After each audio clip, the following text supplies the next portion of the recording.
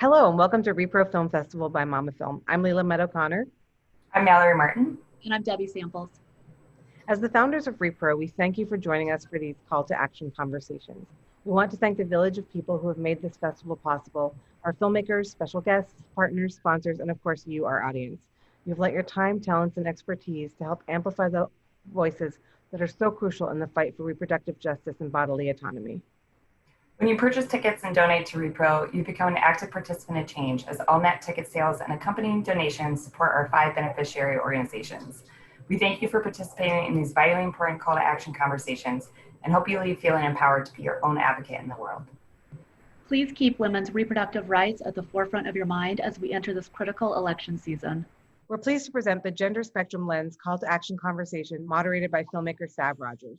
Welcome to the Gender Spectrum Lens Call to Action conversation. My name is Rodgers and my pronouns are he, him, his. I'm a queer and transgender man, and I love talking about movies and also love talking about justice. We are going to be focusing on healthcare equity for all genders today and discussions of the films A Normal Girl and Get the Life. I am really excited to introduce our panel, and I would love for them to talk a little bit about themselves. Hello, everyone. My name is Saifa Wall. My pronouns are he, him, and his, and I am co-founder of the Intersex Justice Project, which is a grassroots collective dedicated to the end of medically unnecessary and cosmetic surgeries on intersex infants and children. I think also part of our work is to care for the survivors of these harmful interventions. Hi, my name is Devan Rose. My pronouns are he, him, his, they, them, theirs, and I identify as an indigenous queer person, specifically Yaqui, and my gender identity is Two-Spirit. I work with the Trans Latino Coalition in LA, and we work with getting resources to the trans community there, such as food, housing, helping with workforce, and helping with recently incarcerated folks when they come out so that they have, food and shelter and things like that. Hi, and I'm Nigel. My pronouns are he, him. I identify as a non-binary trans dude, and I'm the Kansas State organizer for URGE, which stands for Unite for Reproductive and Gender Equity. We're a youth-led, youth-driven organization, mainly in the South and Midwest, and also in California, where we do work with young people to build up their activism around reproductive justice and give them leadership opportunities to really grow into their leadership capabilities. Thank you all so much for being here for this conversation. I'm really excited to get to ask you all questions. So first question, Saifa, can you please talk about your work with the Intersex Justice Project and how it came to be? Yeah, thank you for the question.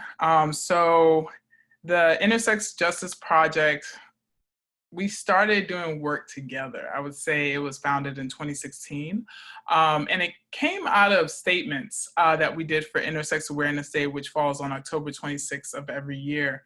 And basically, we wanted to create a place in the movement for intersex people of color. So that, because we recognize that, so often the contributions of Black people, women and femmes, disabled folks, queer trans folks often their contributions get overlooked in the social justice movement. So we wanted to create a place for us to exist. So there were 3 co-founders, myself, Pigeon Pagonis, and Lynell Stephanie Long, who's like a long time, intersex rights activist and pioneer. We founded the organization, and we did our first protest in 2017 against Lurie Children's Hospital in Chicago. And we chose that as a site of protest because Pigeon was harmed there as a child. And we felt that if we use direct action, sort of like our predecessors did in October 1996, when Hermaphrodites with Attitude and Transsexual Menace protested the American Academy of Pediatrics conference in Boston, we wanted to revive that tradition. And we believed that if we put enough pressure on the hospital, that we could actually get that hospital to buckle, and that win would serve as a template for other hospitals to do the same. And, we were able to realize part of that vision, but yeah, the work still continues. So that's IJP. Thank you. This work is incredible. And when I saw a normal girl at the American Pavilion Emerging Filmmaker Showcase in Cannes last year, my eyes were open to the work that you were all doing. And to see the difference between then and now, and the all of the accomplishments that y'all have been able to make in the last even just a year, it's incredible. And I'm really excited to dive into that more later in this conversation. So, Devan, how did you get involved with your film, Get the Life? And what was that experience like for you? Sure. I was I'm an actor, and I was doing a play. I'm trying to figure out which one. I was doing a play in LA, and then one of the directors had seen me in a short film, and another, I think it was the writer who had seen me in a play. And so they both really liked my work, and so they were like, "Oh, we have this role for you, and it's a trans masculine person." And yeah, I auditioned for it, and it was I had to do like a read with the other person that they wanted to play as my partner, and it was really dope. And so that's how they found me. But yes. I love that you also are able to couple, your activism with your acting in a way. Do is that intentional on your part? Oh, always. I think when I started acting, I was getting cast in like as like butch lesbian roles, and then I started getting cast in trans masculine roles, and so I was just kind of like, oh, okay. So through this film and through other roles, I was finding my own identity. I was able to really like, oh, I have to be this kid who's transitioning. Okay, let me try and do this. And then I was like, oh my gosh, I think I really do want to transition. And so it kind of like opened that up of like, yeah, this is okay. Like this is going to be my story too. So through each of the things, each of my pieces that I've done, or the films that I've done, I think I found like an, I guess like an okay to go on and do this, and this is my story, which is really dope. But the activism came when, I don't know, I started finding friends who were also trans, and we were all going through these things, and I was more privileged than most because I wasn't homeless. I had food on the table. Like there were just some privileges that I had where like other folks, my friends, didn't have that. And so I was like, I really need to advocate more for my community. And I was already doing work with the California Conference for Equality and Justice. We take high schoolers up to a camp, and we talk to them about like systems of oppression, and we talk to them about what they can do to fight that or how they can recognize it in their lives. And so I was already like starting to do work, but for me, it wasn't anything serious until I came out as trans, and I was like, okay, I really want to help my community, so this is how I can do it. So I took more of a serious lead on that and started projects, started talking about my story. And also I'm a writer, so I wrote plays and I wrote films and stuff that got produced, so that I could tell these stories, and so that trans, non-binary, intersex, two-spirit, indigenous folks, specifically indigenous folks, could have a platform to say their stories and say their pieces. That is absolutely incredible. As somebody who also found their identities through the power of movie making in film, that resonates highly with me, and I loved hearing that. Thank you for sharing that. Now, Nigel, being from Kansas also, I have an immense amount of respect for your activism here. And I feel like, it would have been a lot easier for me growing up in Kansas had I known people like you. So I was wondering if you could talk about some of the challenges influencing systemic change in a state like Kansas. I know you've lived a lot of different places, so I kind of wonder how that compares for you. Yeah, I mean, I can start with talking about like where I'm from to give a little bit of context from my perspective. So I was born in Las Vegas, and then my family, before I can remember living in Las Vegas, moved to Southern California. And then we lived there until I was 9, until we moved to Kansas. And then we lived in a couple of rural towns before ending up settling in Wichita. So for me, I had always been a very outspoken person. So like, coming to it, and was like really living in small towns, so it really like galvanized me in a way for like certain social justice issues, because there's just so much of a culture to push back against. And that's really where a lot of, at least in Kansas, a lot of the systemic issues come from: a culture of white supremacy, a culture of binary gender enforcement, and things like that. So that's where a lot of the systemic issues that I see come from, is a lot of cultural work. And that's kind of where URGE does a lot of our work, is through cultural organizing. We do have some programs like Advocacy Day where we bring people to the State House to advocate on certain bills. But on campus, we do a lot of culture shift work. And most notably, we have our abortion positive tour, which is, the whole idea is to change the storyline that we hear about abortions. So when you hear about young people having abortions, commonly the storyline is like, oh, a teenage girl is so shameful, like disappointing her father, the family's so upset. When in reality, we know that's not really the truth. A lot of people feel very relieved after having their abortion, and it's one of the more positive decisions that they get to make for themselves. And for young people, a lot of times it's the first time they have full agency over their body and their bodily autonomy. So it can be a really powerful thing. So that's where we do a lot of our culture shift work.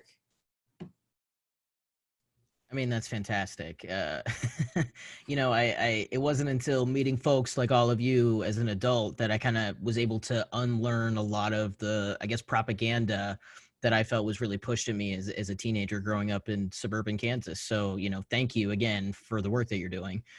And so this is a question for everybody on the panel. As a transgender man myself, I feel a ton of frustration navigating the American healthcare system to get adequate care. What are some basic things that healthcare providers can do to make it easier for intersex and transgender patients? We can start with anybody.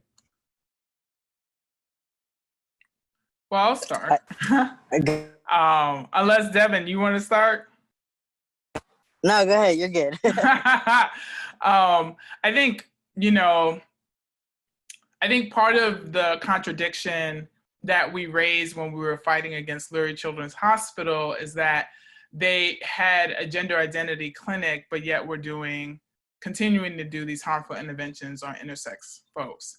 And I think what often happens is that for intersex people with particular variations, they are subject to harmful interventions on their genitals or their sort of reproductive tissue, like their testes or ovaries or oval testes.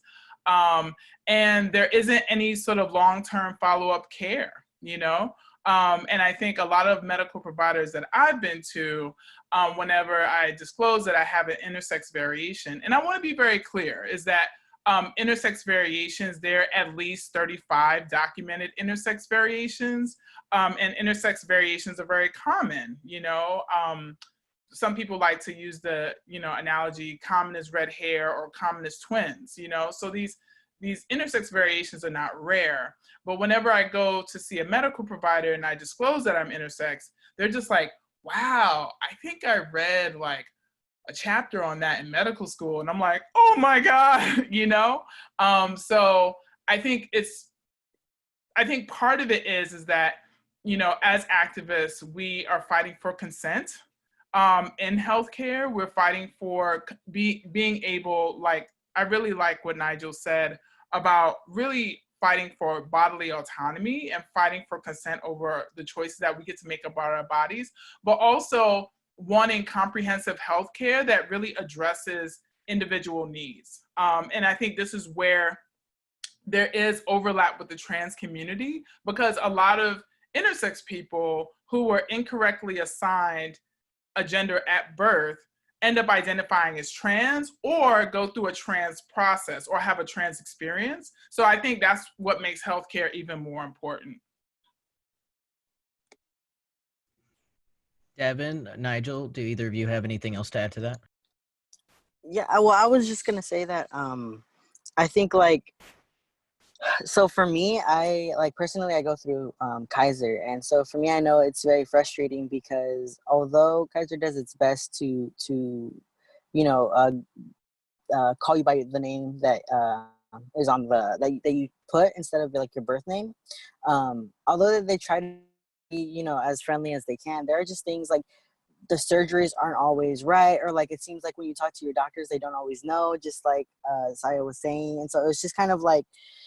It's a little frustrating, because you feel like you're trying to, it feels like you're teaching something, right, to somebody who should probably already know something about these things, rather than actually just kind of getting the treatment that you need and worrying about, okay, what are the next steps from here? You're basically teaching this person, why am I wearing my binder? And is my binder too tight? Like, if it's too tight, is that okay? Or like, what are the health benefits to that? Or what are the cons to that? Like, you can't really ask questions sometimes, you know?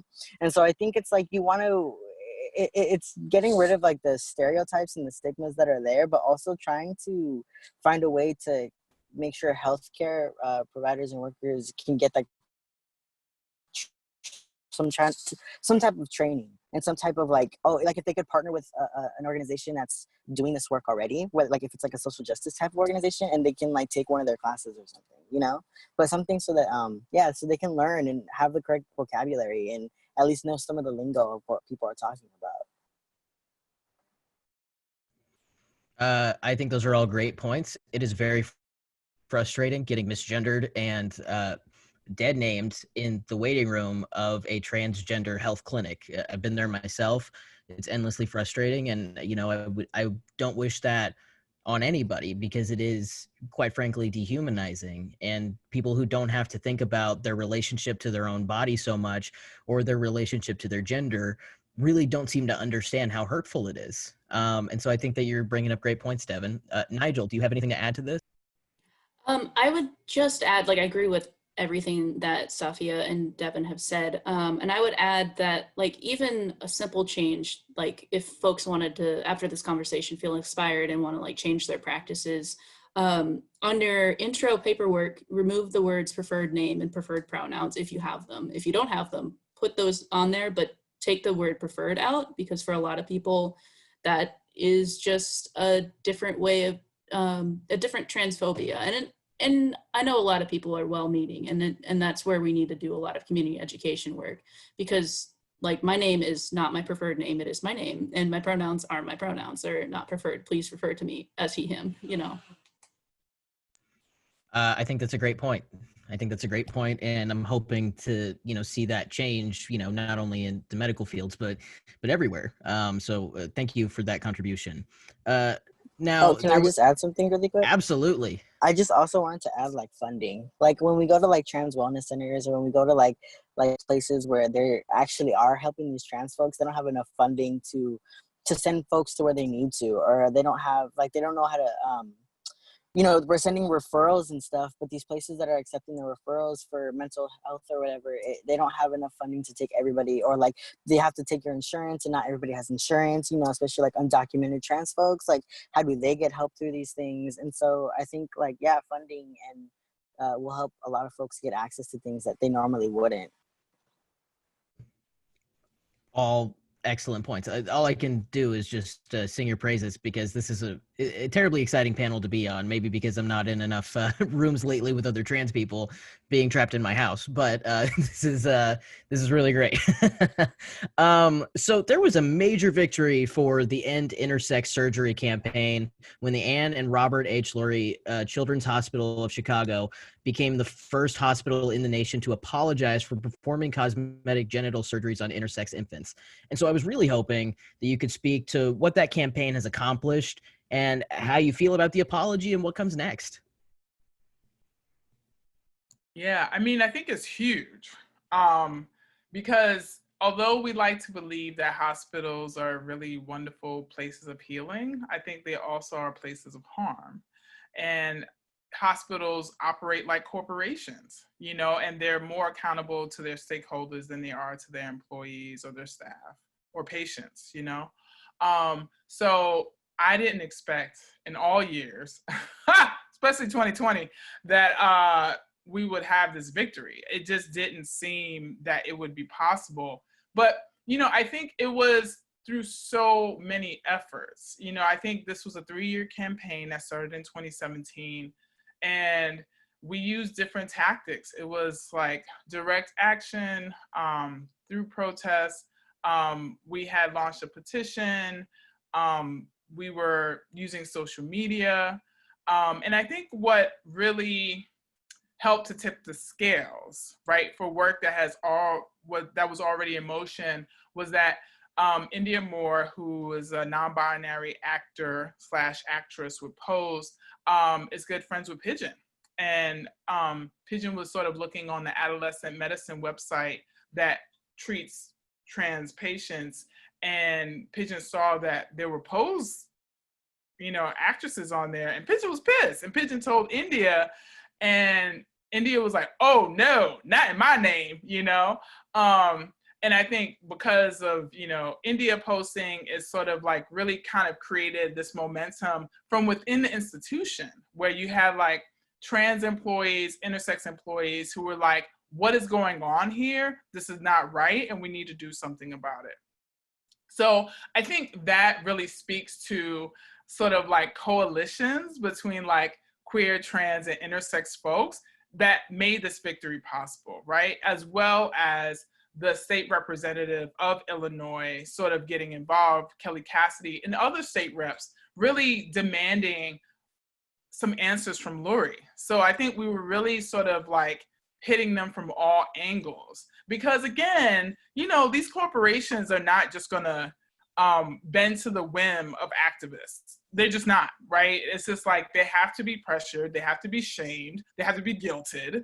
And sometimes the guilting doesn't work, So I think this is a victory not only for IJP, but also for all of the people who had supported us over the years, because it was like activist groups in Chicago and really people seeing how intersex surgery is a social justice issue and how it ties in with other issues of like racial justice, gender justice, disability justice. And so I think as far as next steps, I think we want to continue to really hold Lurie accountable because it wasn't a complete win. They have halted surgeries at the hospital for 6 months, which gives us 6 months to plan and to strategize, to make it a place where like intersex surgeries will not happen. So the work continues, but also we're also wanting legislation on both a state and a national level that will actually protect intersex people. And I think for me, as someone who has a background in public health, I think it's also important to really address the harm that has come to intersex folks, because I'm a survivor of intersex surgery. So many of my comrades are survivors of these of castration, of like forced vaginoplasty, like there has to be some atonement. There has to be some amends made for that.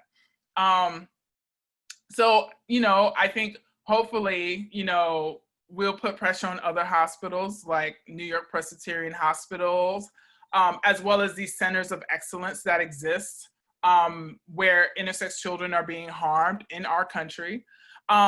So we'll see, but this definitely gives us momentum to keep fighting for change. A quick follow-up question. What does atonement look like to you or other activists? And does that include reparations? Yeah. I want to speak for myself. I don't want to speak for all activists. I don't even want to speak for all intersex people, right? Because I think we have different experiences within the medical establishment. I think people enter in different ways.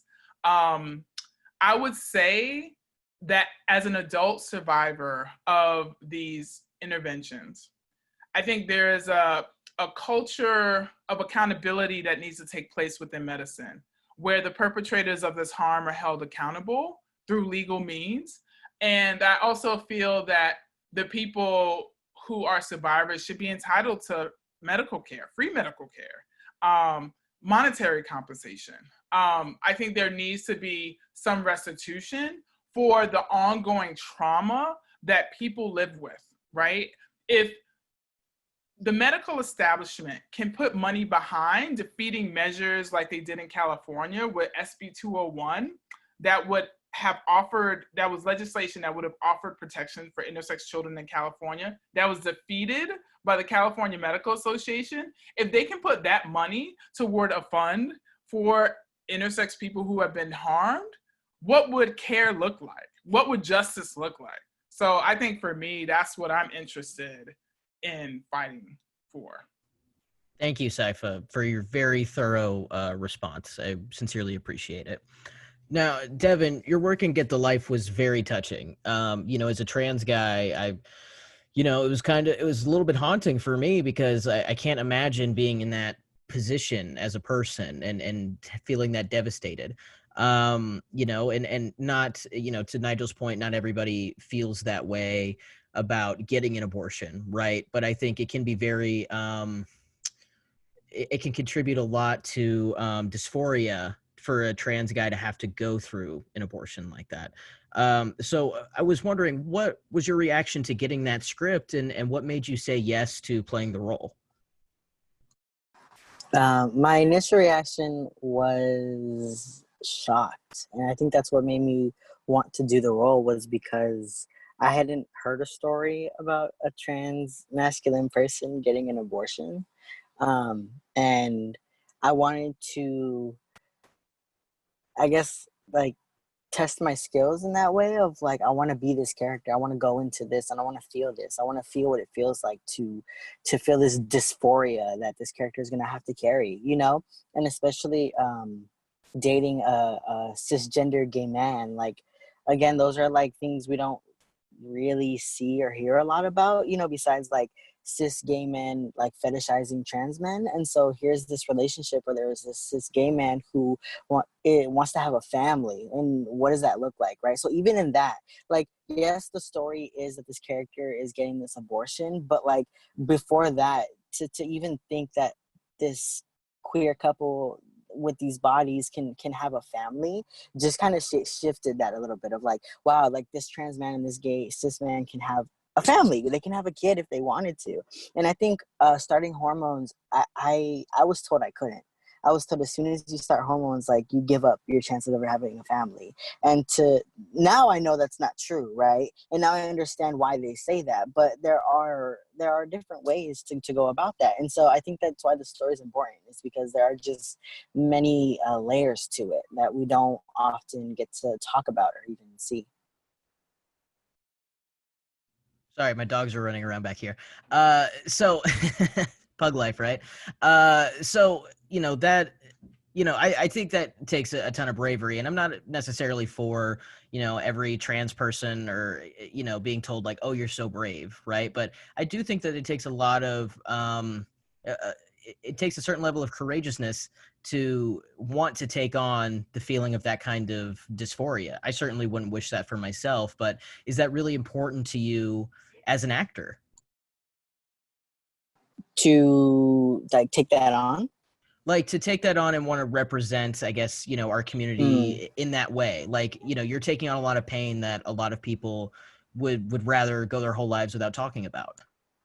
Yeah, I mean, but that's the thing, rather go their whole lives without talking about, but it's not something to be ashamed of, or it's not something that we can't all work through, you know? We don't all go through it. Not all trans folks have to have dysphoria to be trans or non-binary, but the folks that do, like, you know, to make that space where you can talk about these feelings is good, you know? And I think, and to be real, when I was doing this role, I had a lot of like also like toxic masculinity, and so this role also challenged me because it was my first time doing like a sort of like a sex scene with a cis man, and I was very like, I can't do that, you know, like, I'm not attracted to men. I don't want people to think some, you know what I mean? Like, I had like these ideas, but I mean, Tona is such a kind person. Like, he helped me through those feelings.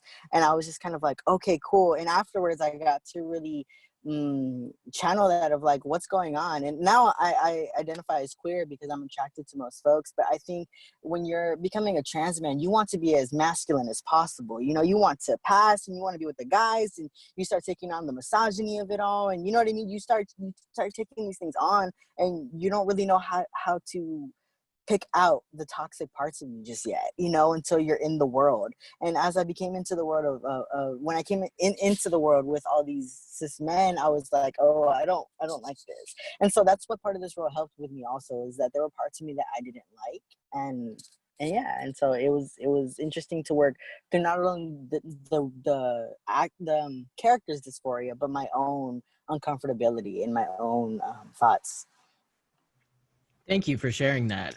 One last question about the film for you, Devan.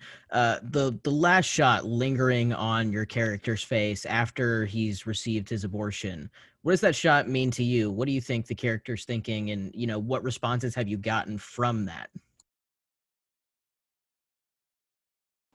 Um, I mean, everybody loves that shot. That shot. That's what always. Well, first foremost, I don't like watching myself on screen. I as a creative person, I critique everything I do, and so I was like, oh, I could have cried. I could have put a tear. I could have done something. You know what I mean? So I don't really. I didn't enjoy it at first, but when I started watching it by myself and really looking at how that scene made me feel, even right now, like it makes me very emotional. That like the character either carries the weight of the dysphoria or the character carries the weight of the abortion, and either way it's just this very heavy final scene where now we're gonna go home, my partner's dreams are crushed, what does this mean for us, what is going on, am I a man now because I had the abortion, like is that what being a man is, like, you know what I mean? And so it's a very heavy scene, and it just, while doing that scene, you just wonder, like, which weight am I thinking about in the moment? I want to commend you for that performance because, that was a tough film for me to watch, just imagining myself in that position. And I thought you did it with such dignity and grace. So thank you for sharing your talents with us. So Thank now you. to Nigel, your work is also extended beyond conversations about healthcare. You also worked with the Wichita State University administration to implement a name change policy for students to benefit trans students who haven't had a legal name change yet. So can you talk about the importance of that initiative and the importance of trans people to be called by their names and not the ones assigned to them? Yeah, definitely. So I did that while I was still a student at Wichita State, and I was actually a chapter leader for URGE at the time. So things come full circle. And it was really important for me because that was the point of time when I was coming to reckoning with my gender identity, which being a student in government and questioning your gender identity is a lot to take on together. But I found a way to talk to student groups on campus, and like, consistently what I heard from trans students was that they needed a way to get their names on class rosters without even having to have that awkward conversation with professors. Because young folks don't really have the resources to get name changes. It was like $200 for me to file my name change. Plus you have to get a court date and you have to write letters, and it's just a very inaccessible process all around. And Kansas is one of the easier states to get it done. So it was really unrealistic for a lot of like the friends and people that I talked to get that. And they just wanted an easy way to not have to go through that awkward conversation and maybe out yourself to a professor, because it's also very dangerous to completely out yourself to a professor you've only seen online.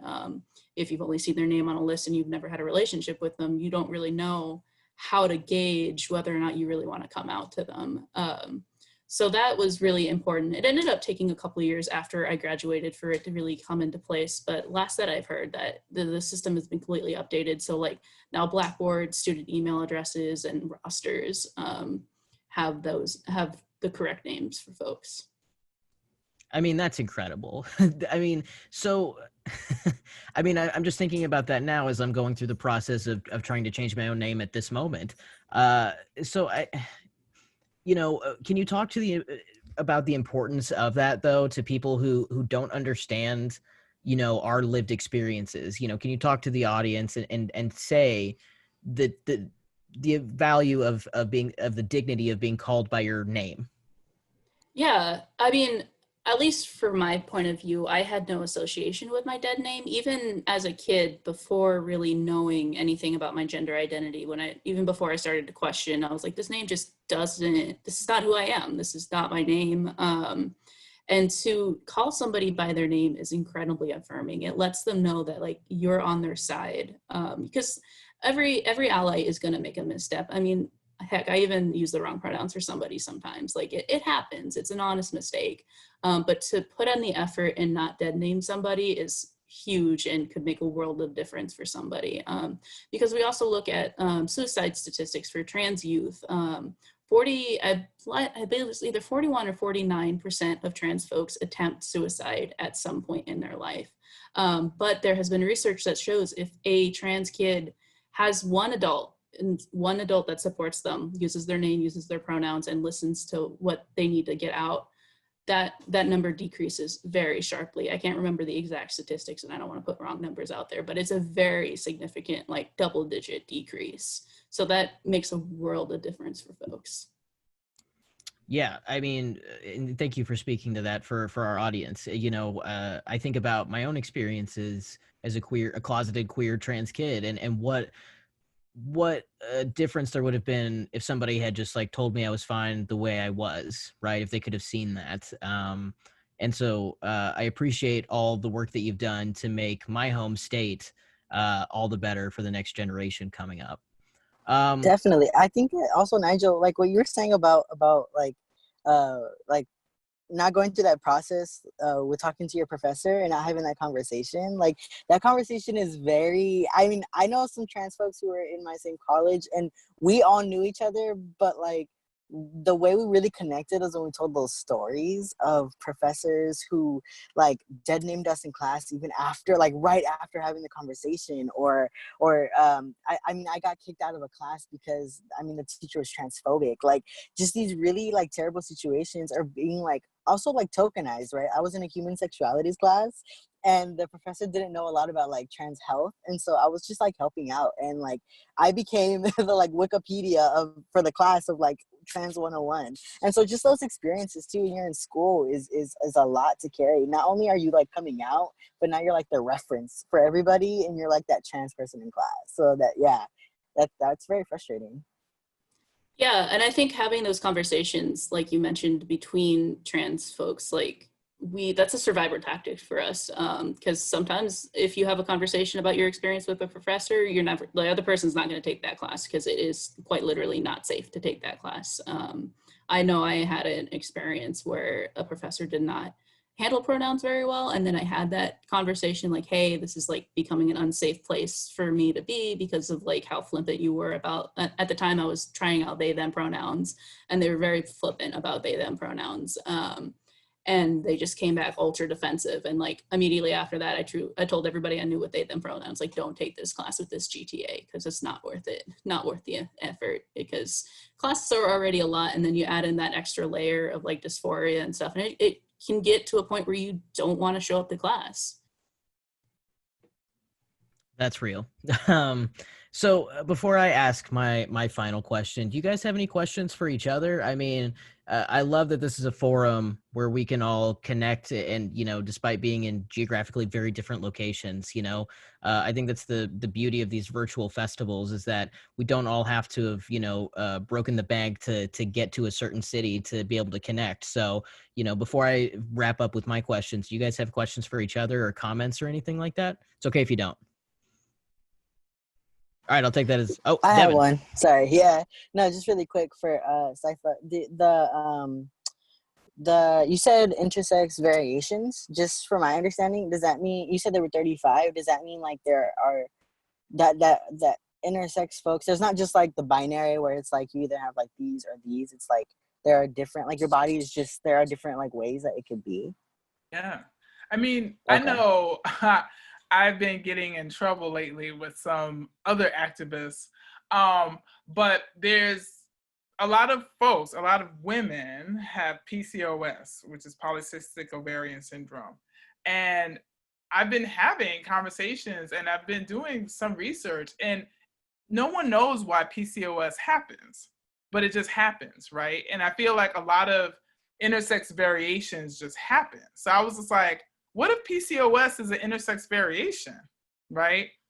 And I think some people, when they think about it, like I've talked to queer folks who have PCOS and they're just like, whoa, like their trips to the doctors prescribing hormones to try to make them look feminine, having excess body hair, facial hair, some people losing hair, you know? Because I think what happens is that the people who are medicalized and who are harmed are the people who are legible, right, as intersex. So they either have some hormonal variation, some genital variation, where doctors are like, this is different, right? But the thing about it is we don't really know who's intersex and who's not, right? Because I know I've been sexually active. I'm pretty sure y'all have. you know, shout out to, you know, folks who are asexual, you know, got to give them love too.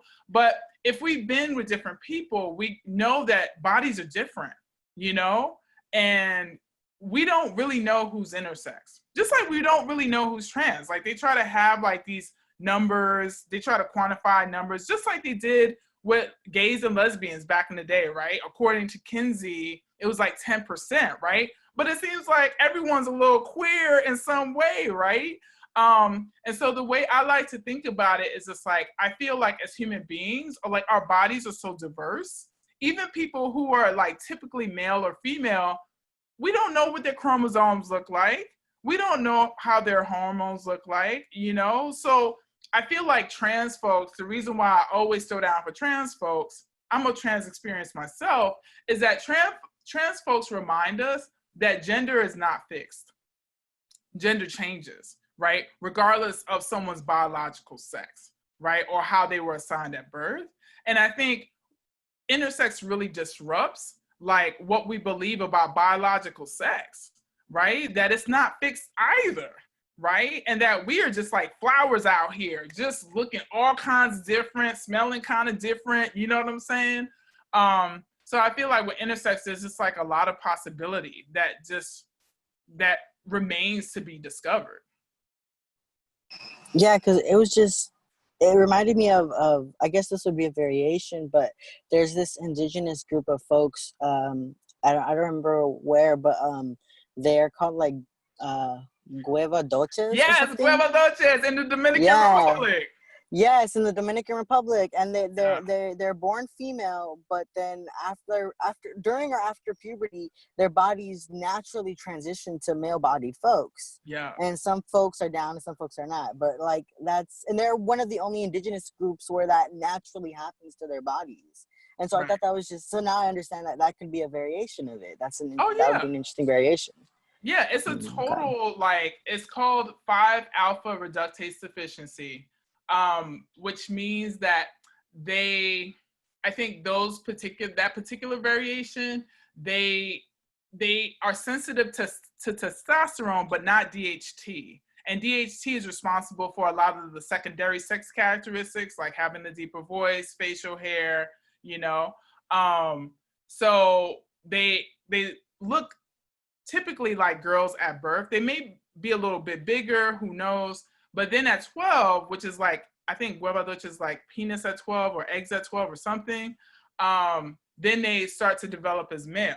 And what's so cool is that I think it's, I forgot where in the Dominican Republic, but people just know that this happens, right? And people are okay with it. They're like, oh, they're just some girls who change, right? And I think their cultures, they're different. There's specific variations, intersex variations, that are specific to different cultures all over the world, right? And that's why, like, for me, it's just so important, like, for this fight, because I feel like intersex is like the foundation of humanity, you know? Like, this is the foundation of who we are.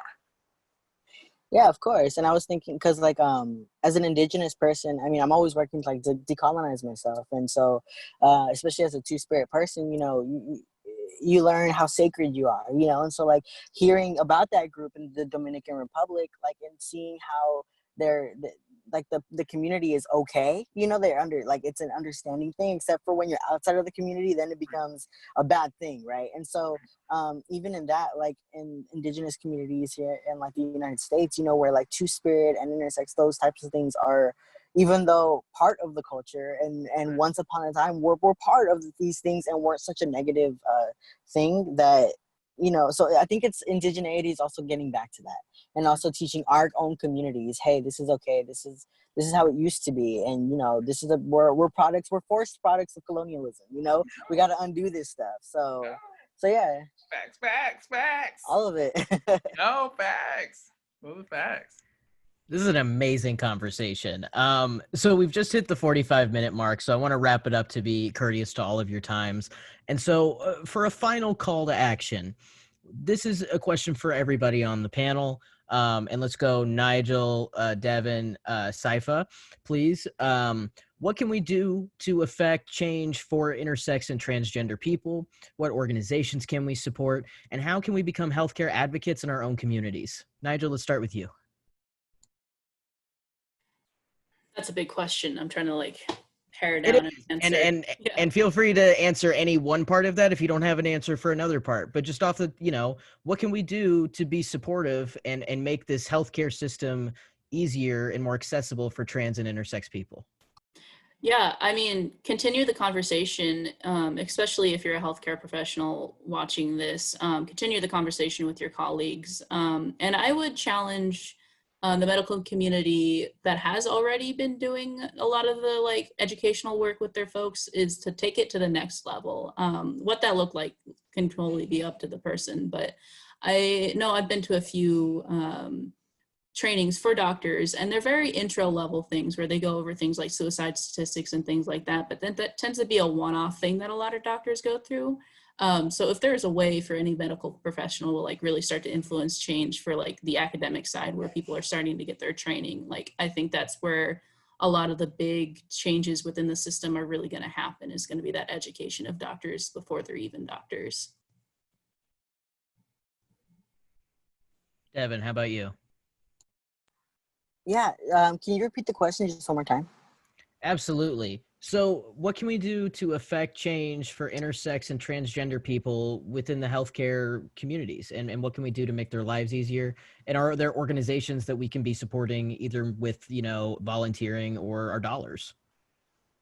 Sure. So I think this is a good start, is having these conversations with folks in the community who are doing the work and who have done the work, so that you have a intro level of like, okay, this is somebody I can look up, right? This is somebody I can Google, or they're part of an organization I can Google, so I can look up how I can support. So I think like if you wanting to be an advocate, you want to put yourself in those spaces, and even if you are in those spaces, I think for me, it's always about reaching out to folks beyond my community. I know it's one thing to get to my community and help them, but the real power, to be real, lies in the people who have the privilege, right? And so I think for me, I'm down to have those difficult conversations with these people who have the privilege to make these policies, who have the privilege to do these things, to change these things as well, so that we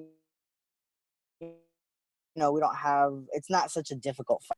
But also, like for example, Trans Latino Coalition, we're doing, right now we're trying to pass the AB 2218, I think it is. And so it's to get funding for trans folks, and so that we could put, it's a grant, so that we could put this grant towards trans-led organizations, so that they can really help the trans people and the trans community get healthcare and whatever they need. And so that's one thing that we're trying to push, and we need people calling in, we need people, signing ballots, we need people doing things. And so so I think like that's one thing folks can do. But yeah, I think I answered the question now. I think you did too. Cool. Thanks. Saifa, how about you? Yeah, I feel like this moment, this year, this moment, I think it really requires us to organize in our own lanes, right? Like, I think it requires people to know where their lane is and really affect change in their community, like in their profession, on their job. Get your folks. Like, I think, especially this is an election year, COVID is still raging.